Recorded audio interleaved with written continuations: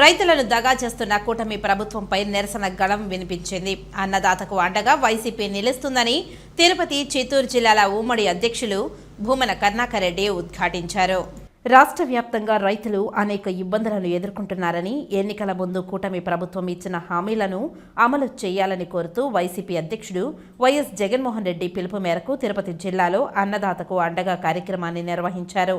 తిరుపతి, చిత్తూరు జిల్లాల వైసీపీ అధ్యక్షుడు భూమన కరుణాకర్ రెడ్డి ఆధ్వర్యంలో తిరుపతి కలెక్టరేట్ కార్యాలయం ఎదుట జరిగిన నిరసన కార్యక్రమంలో మాజీ ఉప ముఖ్యమంత్రి నారాయణస్వామి, మాజీ ఎమ్మెల్యే బియ్యపు మధుసూదన్ రెడ్డి, ఎమ్మెల్సీలు సిపాయి సుబ్రహ్మణ్యం, తిరుపతి సత్యవేడు, చంద్రగిరి ఇన్ఛార్జీలు భూమన అభినయ్ రెడ్డి, చెవిరెడ్డి మోహిత్ రెడ్డి, నూకతోటి రాజేష్, తిరుపతి నగర మేయర్ డాక్టర్ శిరీషతో పాటు రైతులు, పార్టీ నాయకులు, కార్యకర్తలు పెద్ద సంఖ్యలో పాల్గొన్నారు. అనంతరం డిఆర్ఓ నరసింహులకు వినతిపత్రం సమర్పించి రైతుల సమస్యలను ప్రభుత్వం ద్వారా పరిష్కరింపచేయాలని కోరారు.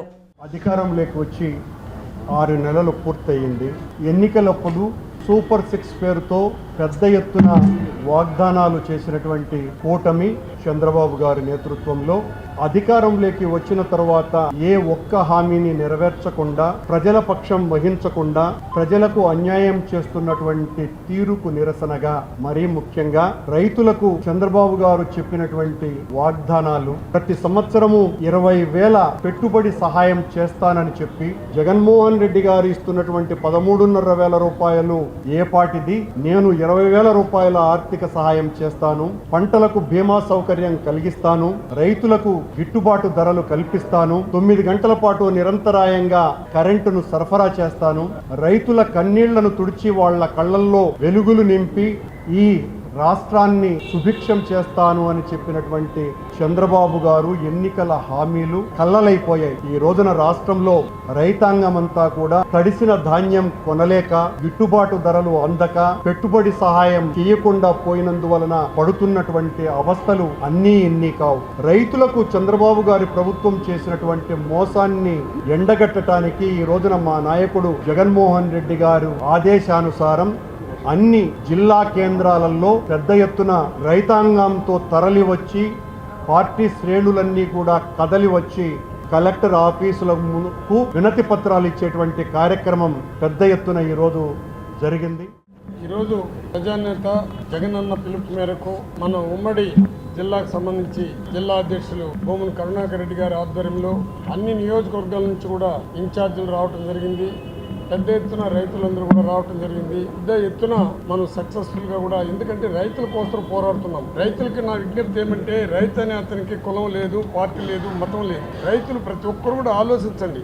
పార్టీల కోసమో, పదవుల కోసమో, ఇంకొక దానికోసం లేదు. రైతు అనే అతనికి ఎలాంటి ఆలోచన లేకుండా రైతులంతా సంఘటితంగా ఉండాలని, రైతుల యొక్క కష్టం తెలుసుకునేటువంటి జగన్మోహన్ రెడ్డి గారు ఈరోజు పిలిపించి రైతులకు చేయాల్సిన హామీ ఎట్లయితే చంద్రబాబు నాయుడు రైతుల కోసం నేను హామీ ఇస్తున్నాను, 20,000 రూపాయలు ఇస్తాను, ఇన్పుట్ సబ్సిడీ ఇస్తాను, మీకు గిట్టుబాటు ధర ఇస్తానని ఏ విధంగా రైతుల్ని మెప్పించి వాళ్ళ దగ్గర ఓట్లు వేసుకుని ఈరోజు వాళ్ళకి ఆ వాగ్దానాన్ని నెరవేర్చకుండా తూట్లు పొడుస్తున్నాడో మీకు అందరికీ కూడా తెలుసు.